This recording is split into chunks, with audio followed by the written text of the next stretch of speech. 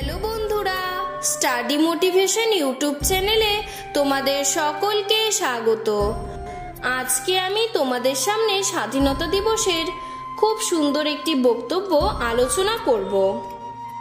শুভ সকাল মাননীয় অতিথিবৃন্দ, শ্রদ্ধেয় শিক্ষক শিক্ষিকা, আমার প্রিয় বন্ধুরা এবং উপস্থিত সকল মহাশয়গণ, আপনাদের সকলকে আমার প্রাণ ভরা প্রণাম ও নমস্কার।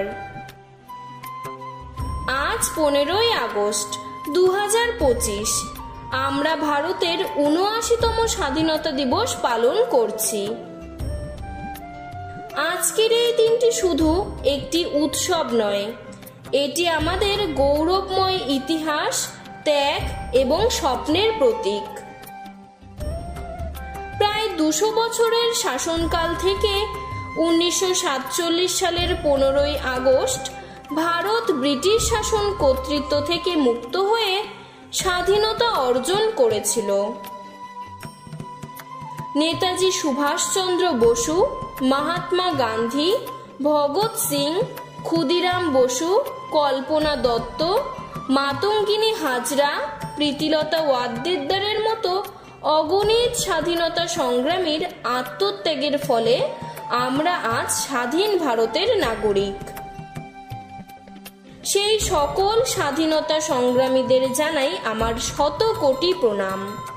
তাদের এই সাহস, ত্যাগ, সংকল্প আমাদের প্রতিনিয়ত অনুপ্রাণিত করে তোলে।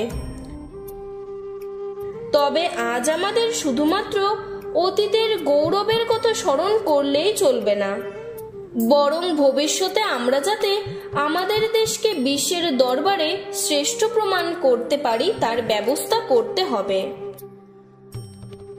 সামাজিক বৈষম্য, দারিদ্র্য ও নিরক্ষরতা দূর করতে হবে এবং দেশের উন্নতির জন্য ঐক্যবদ্ধ হয়ে কাজ করতে হবে।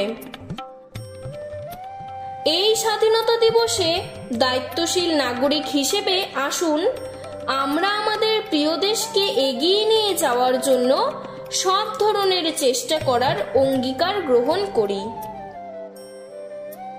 শেষে আমি আপনাদের সকলকে এই মহান দিনের শুভেচ্ছা জানিয়ে আমি আমার বক্তব্যটি এখানেই শেষ করছি। ধন্যবাদ। জয় হিন্দ।